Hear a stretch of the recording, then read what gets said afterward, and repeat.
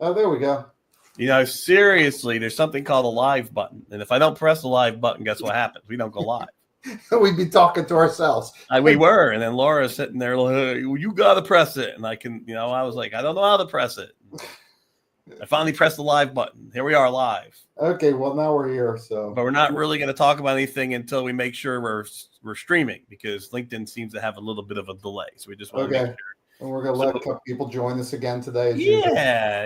You might be some extra folks out there that just trying to mosey on in when they see this pop up on their LinkedIn. But, if you haven't been here before, Chris Morrison, Dave Manica. Chris is the guru of agile market entry, a new approach to driving disruptive products into the marketplace, a real expert in life science, health science, med tech device space, but this could be applied almost everywhere as well. Yeah, Dave, you and I haven't talked about this much, but I picked up a couple clients outside of the med tech life science space, and I can't get into the details of their market and the sales process because I don't know the mainly you'll learn that. You'll figure that out. If I do, but everybody's got the same problems. Everybody's got the same problems. That's exactly right.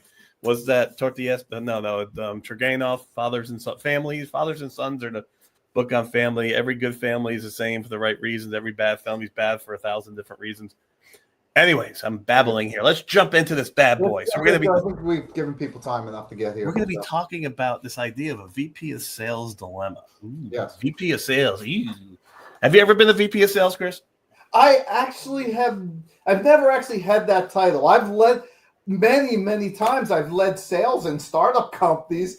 I guess I was the VP of myself in many cases. I have actually been a VP of sales in numerous cases. I'll tell you what, it is not an easy job. Do you know what the average lifespan of VP of sales is? I do know. 2 years, 2 to 3 years. 2 to 3 years. I'm not surprised you say that. It's hard. It's a hard job, but here's the skinny. It's everywhere. You're always going to have it. If you're a VP of sales and you're good at selling, you're always going to have a job. But there's a huge dilemma here, Chris. The dilemma is when it comes to disruptive product launches. Correct? Yeah. Right? Yeah. Yep. Why? What's the high level? What the heck? Why do VP of sales have challenges in companies, big, small, or whatever, with product disruption? So the fundamental thing, and this is even more challenging in bigger companies as in small companies because they have existing product lines. But the fundamental piece of it, David, is that the sales process for a disruptive product early on is it's a discovery mindset. Whereas, the mindset of any sales lead, anyone that's learned sales, been trained in sales, that's grown up in sales, all sales models are execution based. Execution. You have here culture in our notes. I got notes. Chris actually writes a lot of notes. He can write. Culture of execution. A typical VP of sales. Tell me about that. Culture of execution. So, fundamentally, sales, when you have a product and you're at scale, you're executing a sales plan that you put in place. Sometimes you have to make, sometimes the markets are changing and you have to adjust. So you have to adapt and change with things. But basically, you're executing a proven sales model. And that's what you're getting paid for, right? I'm getting my bonus. I'm getting my bonus based on my current products, executing the sales process, making sure my team's making their numbers. Are they doing their calls? Are they doing their emails? Are they doing the LinkedIn connections? Managing the right people. But it's all an execution. It's all an execution-based framework, not as opposed to a discovery-based. I'm going into an MBR, management business review, with a company after this, and we're going to have the freaking dashboard up, baby, right out of Salesforce. Yeah, right. And you're going to go through your pipeline and how are things moving through and how are your different reps performing? Do we have any weaknesses in our Salesforce? Yada, yada, yada. That's an execution-based model. Okay. So here's the skinny. It's not that the VP of sales is a jerk or jerkette. It's not that they're a jerk. Well, some are, but mostly not. Well, it's not. Yeah, okay. Let's start off with that, because how many times have I heard the VP of sales sucks? The VP of sales is a jerk. The VP of sales doesn't know what they're doing. Oh my gosh. And that was, of course, they were talking about me, but I'm sure they say that about other people as well. So we all hear that, right? Yeah, we all hear it. The problem with a disruptive product launching it is most VPs of sales don't know what they're doing. I mean, but it's as you and I have talked about this, it's not their fault they don't know. It's not what they've been trained to do. It's not what they are assigned to do. It's not their job to figure out the sales process for a disruptive technology. That's not the job of a VP of sales. That's a job for someone else.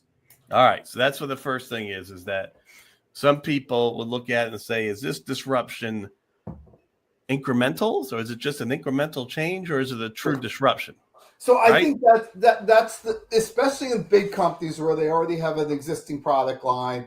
If they're launching a new technology, the question then becomes: is it disruptive? Is it incremental? Because the execution based sales process for an incremental improvement. When I say incremental, say you have a product and you come out. I have a company that's come out with a product where it's where they were able to change the inner workings of the box so they're digital versus mechanical.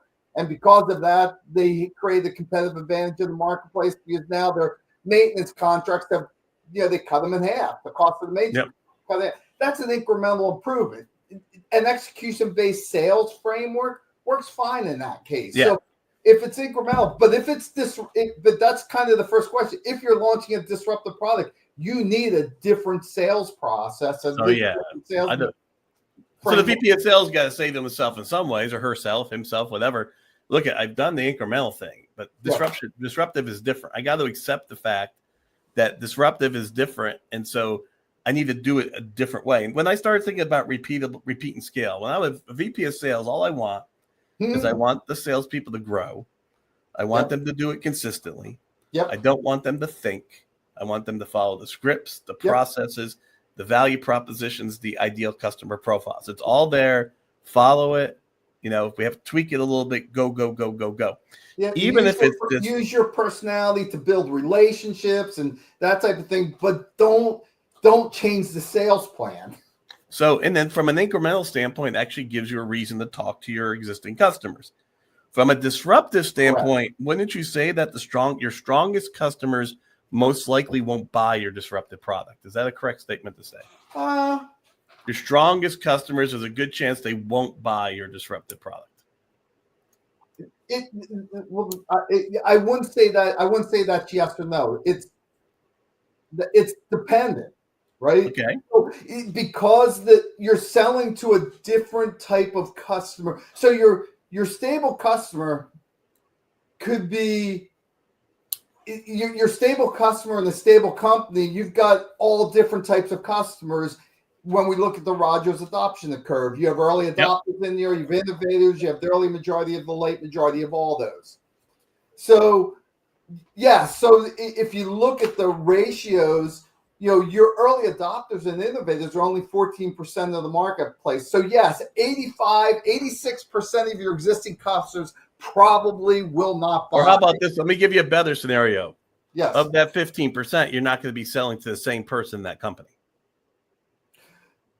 Probably. Like if I'm selling something incremental, I'm going to sell to the same person. I'm just going to sell them incremental. Like if I'm selling incremental, I got my big customer. I do $1 million a year with them. I do an incremental change. I'm going to sell to that same. Oh, absolutely. You're going to go back in because you have the relationship. They trust you. There is no way my disruptive product from you. That's right. And there's no way that disruptive product is being bought by that exact same buyer. No, Dave, I'm going to argue with you. That's not That's true. what I want to hear what you have to say.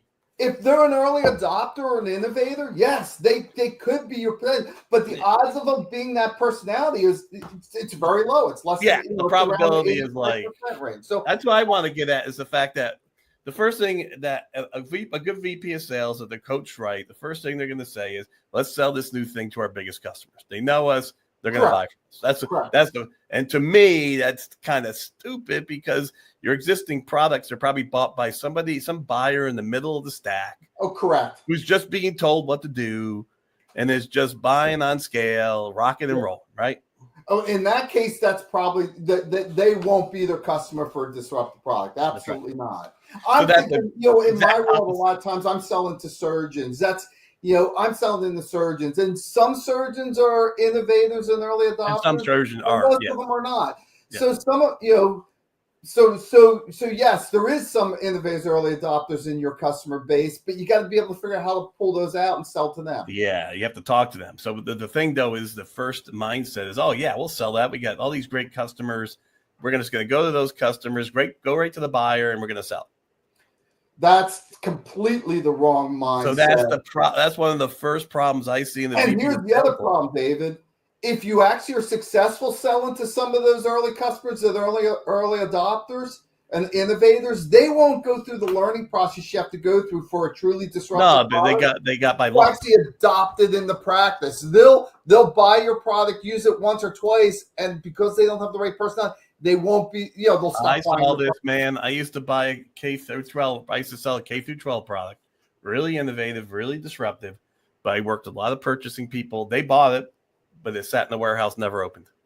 And that if you sell to your existing customers and you push it through and you get through and you convince a early majority or late majority to buy it, they won't end up being, they won't be a repeat customer. In my case, a surgeon will use it on one or two procedures at most, if they use it at all, and then they'll stop.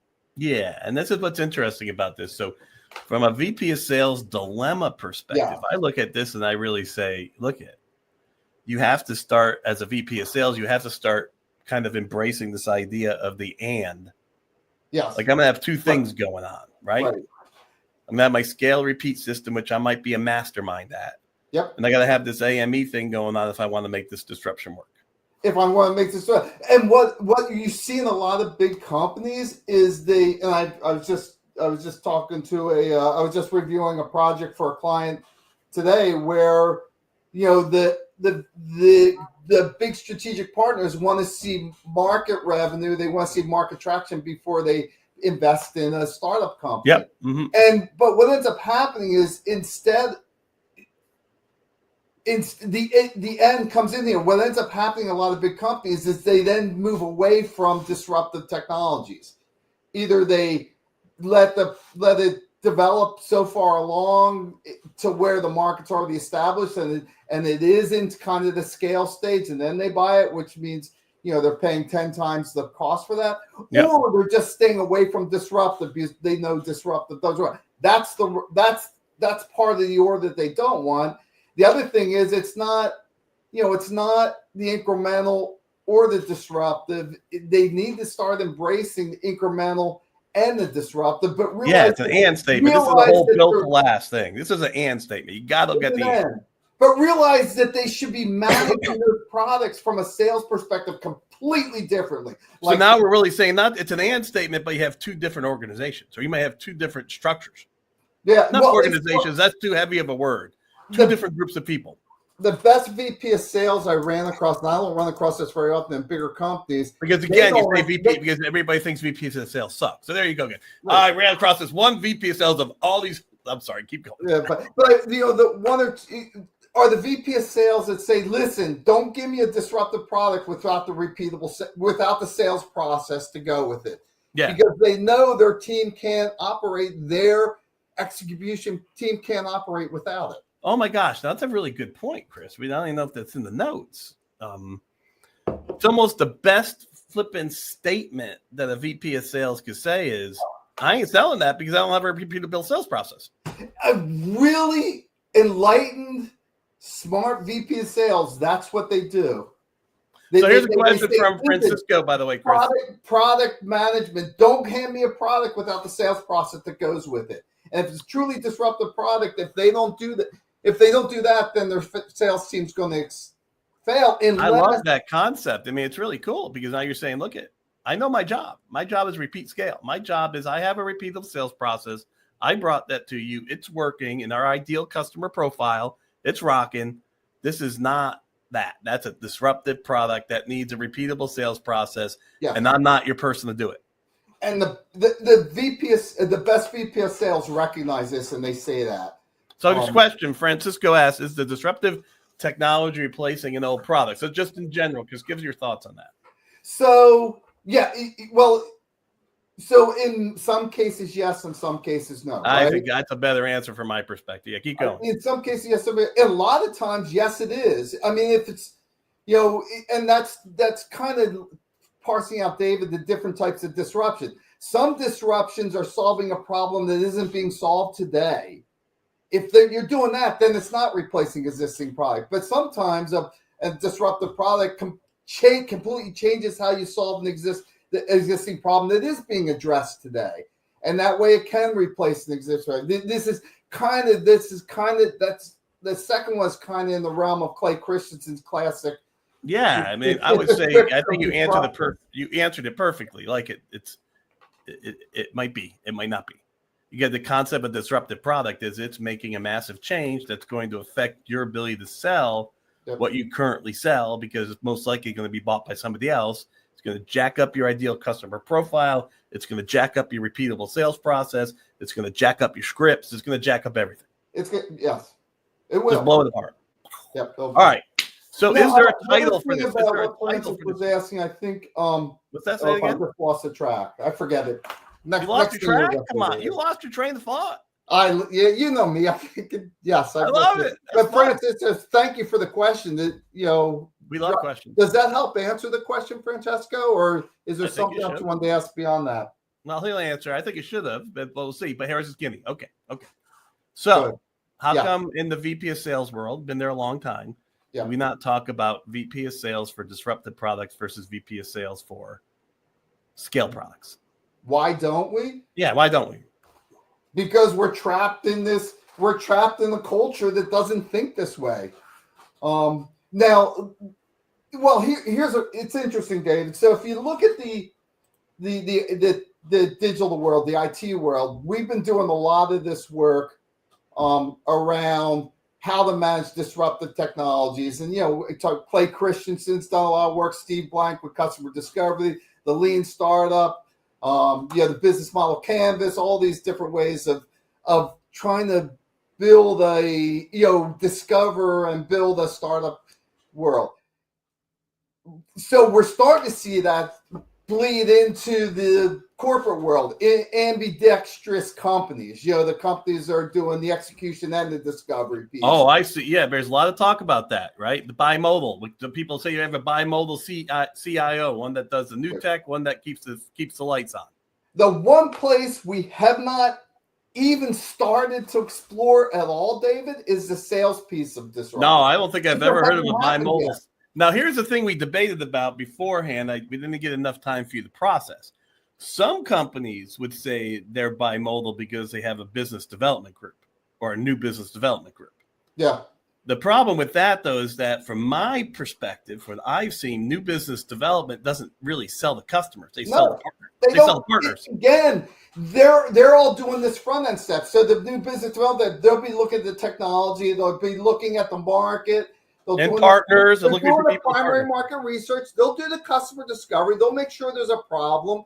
They'll take a best guess at who the early adopter is and what the profile of the early customer is. But you can't that latter part stuff, when you start figuring out who the customer is and what the value proposition, you can't figure that out until you're selling. And again, most business development people partner over selling direct to customers. Now, some do sell direct to customers, but then you have this overlay, which causes a lot of problems, because the other problem in sales is greed. The other problem in sales here is greed. So bimodal, one of the reasons bimodal doesn't work is here's my customer, Walmart. Walmart's what? 1 billion people work for Walmart. I mean, I'm being facetious, but we kind of, there's a lot, right? I'm one salesperson. I own Walmart. You know that Walmart's going to buy your regular product, and most likely they're going to buy your disruptive product. The problem is that salesperson wants to own it all. When you try to bring another salesperson in to support the process of bringing in a new product, this is what you get. I know, but Dave, I get that. But I got to tell you, that's internal cultural BS. And I get that it's a real problem. It's a problem. I don't care if it's BS. It's a problem. I get it's a real problem, Dave, but it's BS, because if you're going to do disruption, you have to separate these things out to some extent. Yeah, but I want my commission from Walmart. I've been working Walmart 10 years. I want my commission. And this is why companies don't do disruptive technologies anymore, because they shy away from this. David, and here's the other thing, and I asked you if you were going to get me ranting and raving before this call today, and this one I've been thinking about a lot recently. big companies don't have the luxury of not doing disruption anymore. We've actually gotten to the point where either disrupt or be disrupted, period. And the length of time on S&P shows that I can show the data. The companies don't last on the S&P 500. They get disrupted constantly. Exactly. So big companies have to make this they're at the point where they actually have to make this transition. If they don't, they're going to be gone. It's just that simple because and look at what's going on. We did it with the internet and how fast that happened. It happened pretty quick, but it still took decades for that actually to bring. AI is going at a much, much faster pace. Yeah. But here's the skinny go. Let's go back to your rant a little bit. Now, I've seen companies do buy mobile, but what they do is they do a spin out. Yeah. Spin it out. Yeah. And that I've seen that work effectively where they spin it out, and then once it gets to scale, they can even start spinning it. They can spin it back in once it gets to scale. But it also defends your point. The point is that you can't do it within the existing culture. You either fix the culture or you're going to have a spin out culture. Now, I truly believe, and I'm looking for I truly believe that you could build an agile market entry sales team in a big company and have it function perfectly well to do this work as a unit. And it's kind of the conversation you and I had. Where does it live? So here's big company Dave. Where does it live? It lives, and it lives in sales, but the VP of sales, this is where VP of sales has to get really smart. Okay. They have to say, this is a separate entity within my sales team. And what they do is they take a disruptive product from product management, from R&D, they prepare it for my sales team. And what they do is that agile market entry sales team, or whatever you want to call it, your tiger team could be, but it has to be. The problem I see in big companies, it's not led by sales. I just don't want it to be called a tiger team, Chris. I don't want it to be called a tiger. I don't want it to be called a tiger team because then you get the whole scrutiny. You get the whole, I want to be on the tiger team. You get everybody getting, I've seen the tiger team thing. I love what you're saying, first off.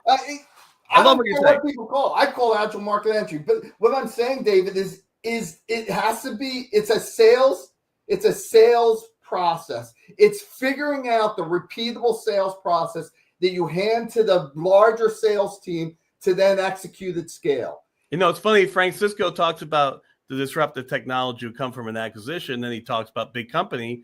Yeah, the problem is most of the acquisitions I've seen fail because the mothership gets this disruptive product and has no idea what to do with it. So I love that comment from Francesco because I did work for a company. I'm the guy that was the VP of marketing and brought me into this company 15 years ago in the medical device space. Their company was. I'm working with Brian again today on a completely other disruptive technology, but their company was bought by J&J. It was in dry eye space, and their sales from the day they bought that technology from into J&J. It's gone down. They're now selling a tenth of what they sold. I love that. That's the horror story, baby. Here we go. That's proof. There's proof. This happens all the time. They don't know how to integrate a disruptive technology into the broader sales team. And if J&J had an agile market sales team that was designed to do this work, figured out what the sales model was for their sales team, and then handed it over to their sales team would have been a huge opportunity. Now, the dry eye market has just absolutely taken off. It's been explosive. That's great. J&J, even though they acquired the technology in that space, hasn't been able to take advantage of it. So I've seen it. So on the not the VP of sales side, but the team, I've seen people say, I'm not selling that. Why should I sell that? Nobody's going to want to buy that. I have no proof that they're going to want to buy that. And I've heard it time and time again. And this is what happens with disruptive product is that they don't understand it because they don't have the leads coming in. They don't have the system, the process. So they just look at it and say, it's going to be a big waste of my time. I'm not going to make commission because you're going to make they're absolutely correct because they're, what they're fundamentally saying, David, they're saying, you haven't given me a sales process that I know I can execute to do this effectively. That's right. So I've seen it. I've seen this firsthand. You've seen this firsthand. I've seen this firsthand.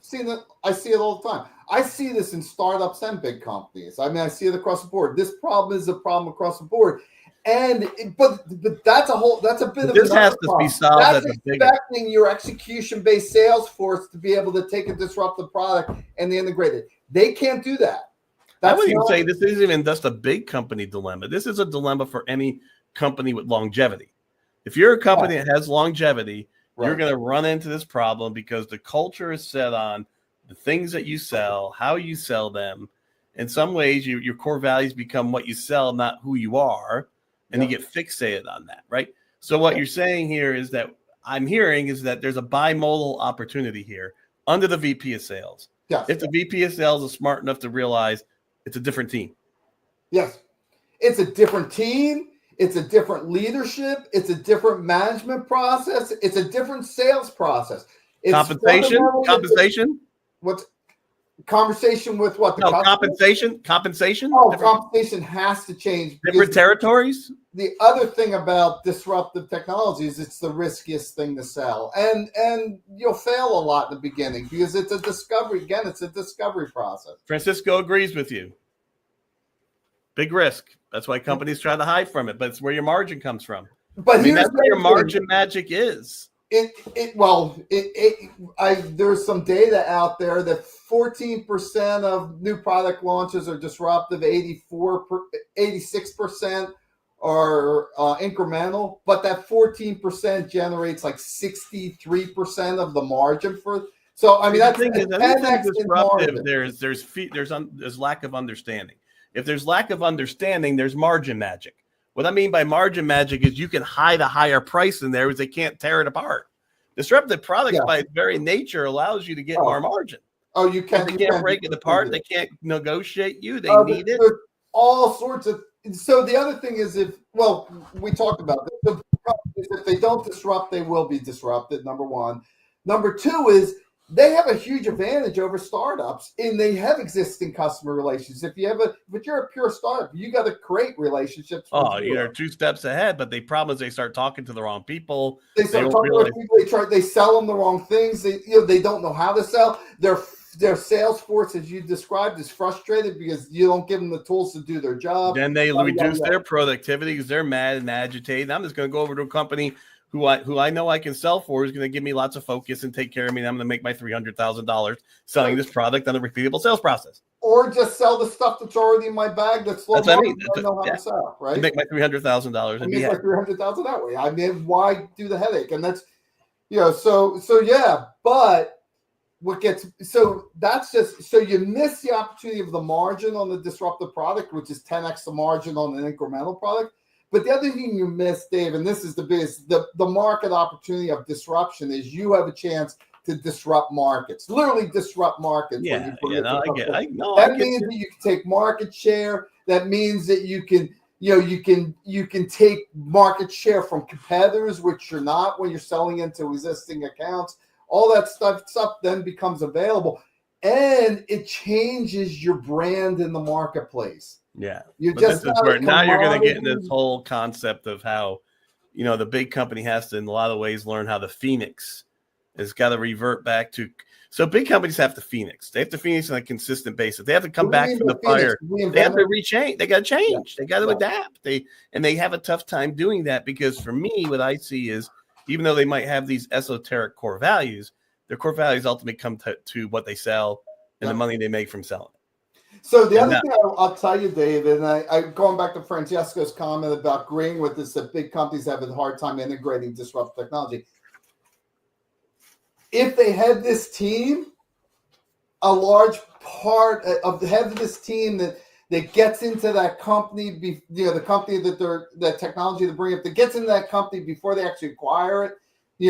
If I were to do this, if I was heading up an AMET for a big company, I'd be out selling with that. With the company that you acquired. Yeah, you'd be like, I'm going to go side by side. That'd be part of my due diligence process. Yep. No, I think it's great. All right, so we got by our 30 minutes. I think there's a lot more that we can discuss on this topic for sure, because I still want to hammer home the cultural issues. Because let me tell you, there are some serious culture issues doing the bimodal thing. I think it is the right thing. Yeah. but there are significant cultural things. So we'll come back to that. Any last rants before we let the folks go? I've got lots of other points to make, but no, the other thing is, if you're on, we didn't put it up today, but we do have a boot camp where I'm developing a boot camp for kind of teaching and working with, teaching, training, mentoring bigger companies on how to do this. So if you're interested in that, just drop a comment in something in the comments and let me know, and we'll get together, or visit my website either at viavaris.com or agilemarketentry.com and reach out to me that way, David. Excellent. Yeah, the product market boot camp, Agile Market Entry is the website.